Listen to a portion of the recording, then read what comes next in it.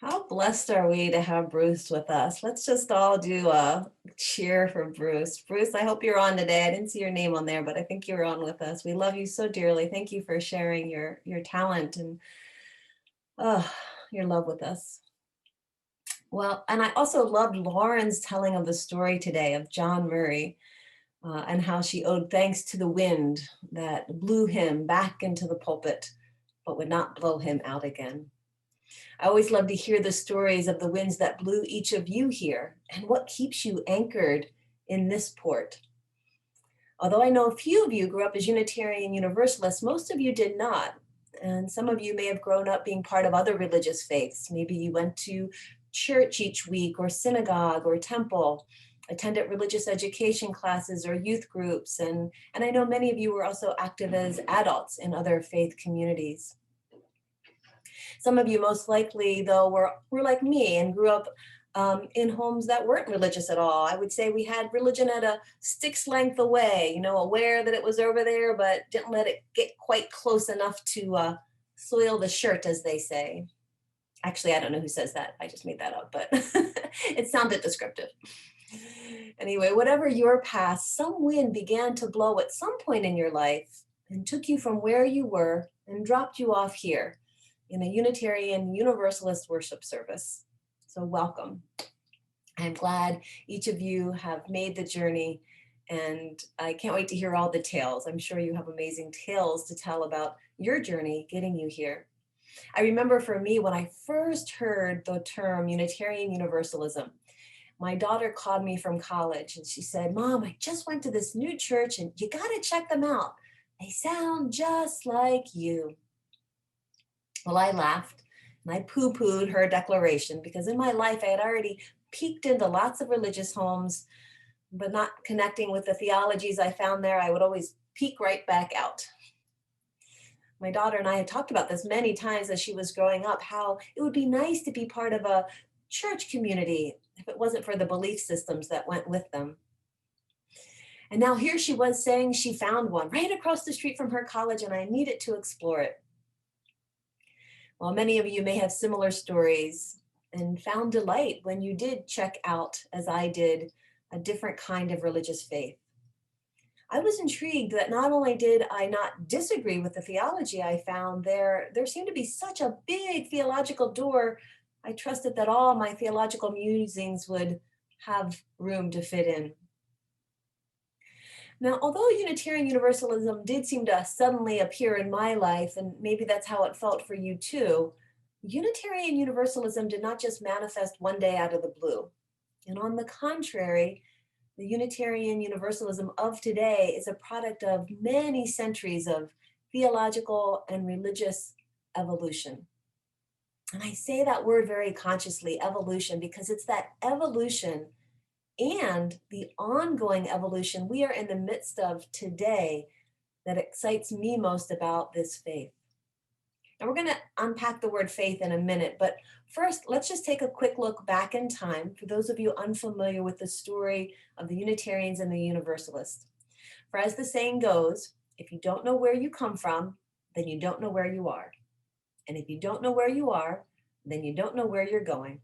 And if you don't know where you're going, you're probably going wrong. That's from author Terry Pratchett. Okay, so let's begin with universalism. Okay, the Universalist Christians church emerged in America, thanks to John Murray, as Lauren told us, in the 1700s. Now, they were the religion that believed that an all-loving God would not damn a finite people to an infinite fate. In other words, they believed that after death, there was a reuniting with God for everyone. Maybe a short stay in purgatory for some if you were really bad, but ultimately there was going to be a reunion for everyone with the divine.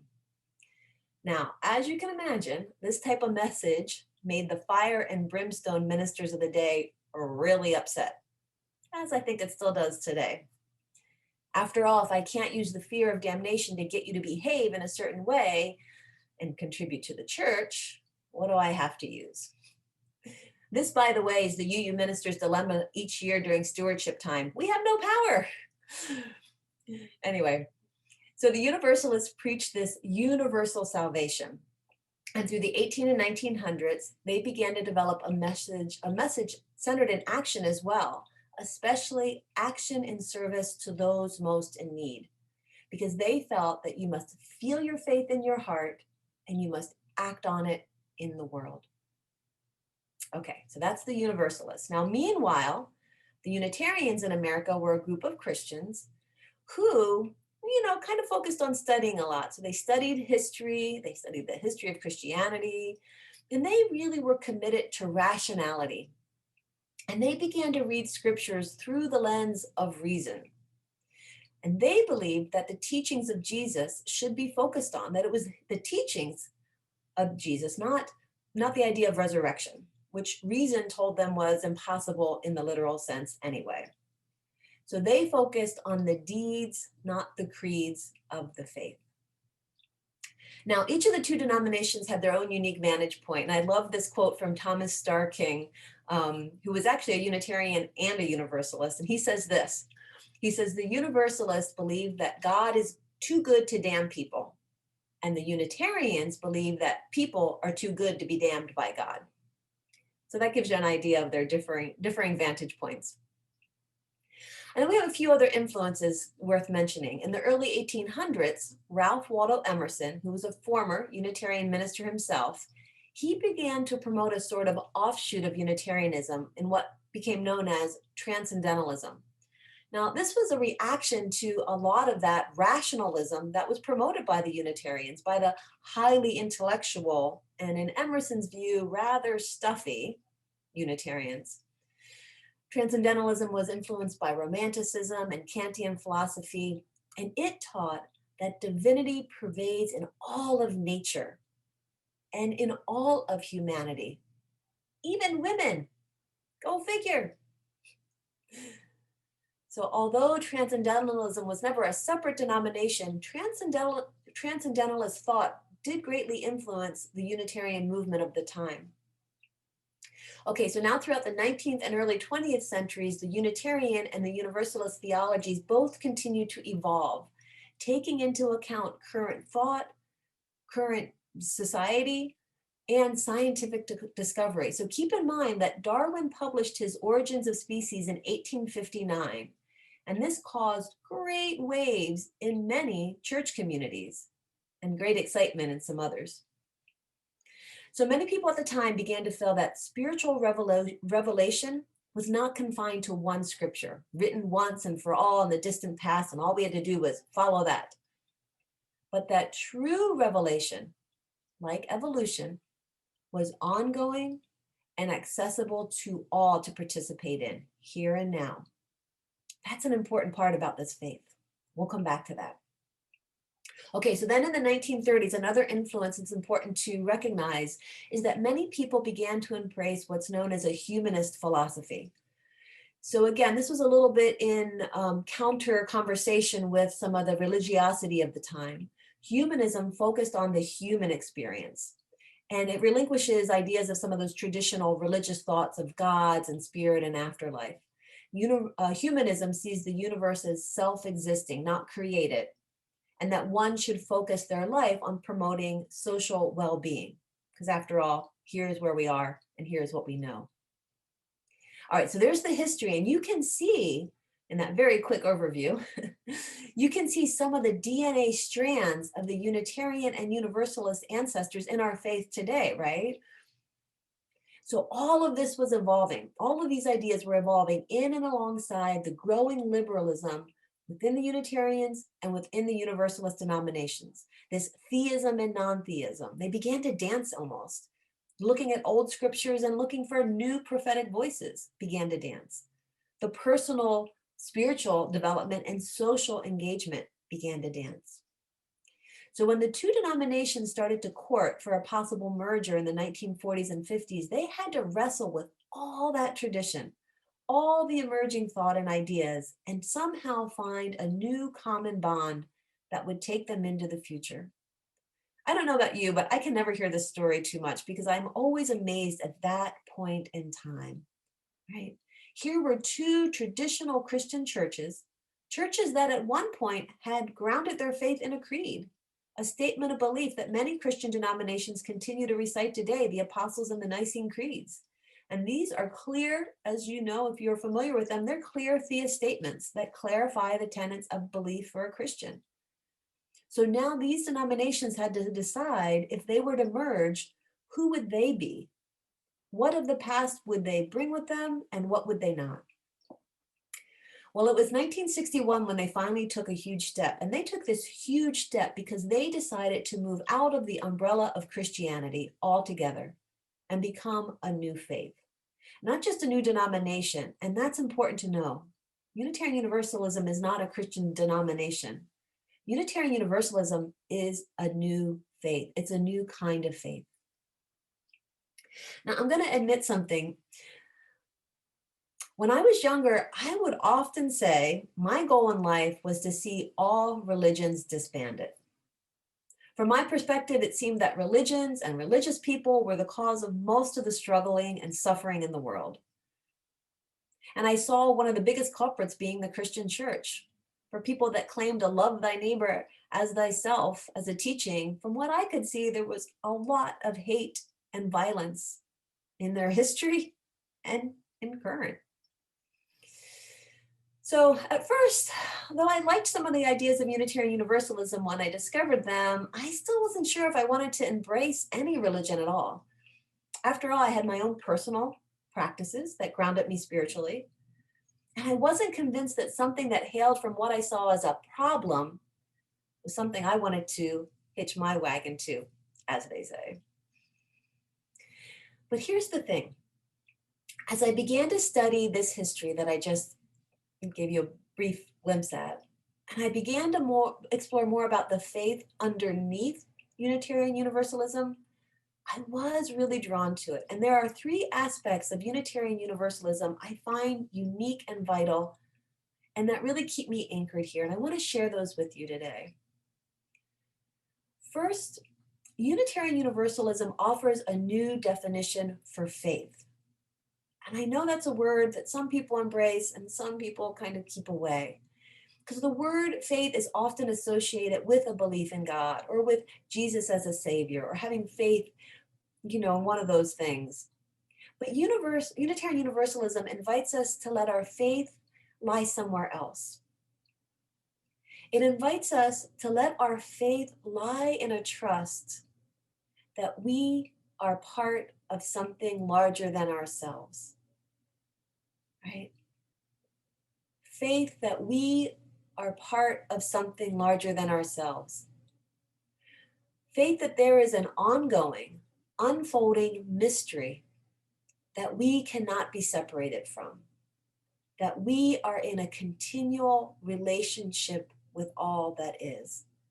Try to separate yourself for a moment. Go ahead. Try. Separate yourself. Take yourself out of this big web of existence. Can't do it, right? So this new definition of faith that I love is faith in the relationship of life. That's a faith I can have. Faith in the relationship of life. To say we have faith as a Unitarian Universalist is to recognize the interconnectedness of which we are a part. Right? And after recognizing that, when we feel that in our bones, can you feel that in your bones right now? Can you take a moment and stop and feel right now where you are? You are connected. Once we can do that, we can begin to feel loved. And we can begin to offer love. And in fact, I would say that this faith is not a faith that you can practice alone. You cannot be Unitarian Universalist all by yourself. So don't lock yourself away somewhere and say, I'm a UU, but I don't connect with anybody else. Not possible. Right? You cannot be Unitarian Universalist all by yourself. The faith itself does not exist as an idea that one can hold, but only as an experience that we can be in together. Okay, so obviously I'm excited about that one. That's number one. The second anchor that I feel anchors me to this faith is what this new kind of faith asks of us. Now, in times past, and in some places still today, reciting a creed was and is the ticket into a religion. As long as you agreed with the creed, or at least proclaimed that you did, you were officially in, right? But this new kind of faith does not ask us to sign on to a belief list. No one had to sign a creed when they joined Emerson. It asks us to do something I think is actually much, much harder. And it asks us to do two things. First, to be in a free and responsible search for personal truth and meaning, while accepting others in their search, growing spiritually together, right? So it asks us to do our own work and allow others to do their own inner work. And the second thing it asks of us is it asks us to move our faith in the interconnected web of existence. So we grounded in this faith that we are all connected. Well, now we have to move that into action in the world. So Unitarian Universalism asks us to work in the world outside of our homes, outside of our small communities, to promote and affirm justice, equity, and compassion. It asks us to be an active participant in our own personal evolution and in the evolution of society. And just like we cannot be you alone, I want to say that I don't think we can be a Unitarian Universalist congregation without engaging in the wider world around us. If we join here every Sunday and we feel good together and we share joys and sorrows, that's all beautiful. But if that's all we do, I'm going to say I don't know that we're really Unitarian Universalists. Unitarian Universalism asks us to be part of an engaged faith. Okay, I'm excited about that one too. But the third one is the one I love the most, because this really keeps me here in the moments where I may feel questioning or shaky. And that is this. This new kind of faith requires something of us collectively. Embedded in the DNA of this faith is the reality of evolution. And this faith asks us to be part of not only our personal evolution, not only of society's evolution, but also part of the evolution of this very faith itself. It's not enough to find a safe place among like-hearted people. We have to allow the experiences we have in life to actually change Unitarian Universalism. When Unitarians and Universalists merged, they were responding to the urge to make way for something new that was emerging from the collective. And my friends, what they created in that moment was never meant to stay stagnant. At the time, they allowed those emergent revelations to touch them and change them, and they took the next step. Just as the Universalists did. At one point they were like, okay, everybody's love. Okay, now everybody gets to go to heaven. Now, like there was a continual thought process and emerging that came and that changed, right? So by allowing these emergent revelations to touch them and change them, we're where we are today. And in doing so, it set the stage for future members of this faith to make way for the emergent revelations of their time, of our time. Each generation will have its own revelatory moments, and to be faithful to this faith, Unitarian Universalism must be able to continue to evolve. This can be hard because sometimes we think, oh, we got it down. We like these things. We like our traditions. We like the way we've always done it. There is safety and niceness in some of that. And I'm not suggesting we throw everything out. But we must stay engaged in a way that we're looking, is our faith today answering the call of the moment? We are in a time of that emergent evolution right now, I think. Over the course of the last few years, more and more people have become aware that even in Unitarian Universalism, there is a culture of white supremacy. Even if you are a Unitarian Universalist, you have been exposed, you are part of that culture. And many people are feeling the call, really the pull to be part of an emergent change in our society and in our faith. How that will look, I don't know. It's still in the creation stage. But surely some ways of doing things, some words we use, some systems of operating, some ways of working, even ways that we work for justice in the world need to change because they need to evolve. And there's no shame in that. There's no shame in evolution. Evolution doesn't mean we did it wrong back then. Doesn't mean we're doing it wrong now if we change. It just means we're evolving.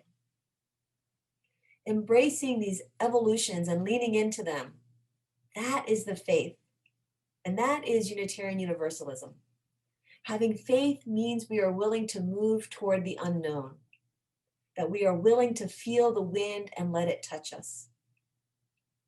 You cannot be you alone, and we cannot be you without living in what is emerging, even if that's hard to do.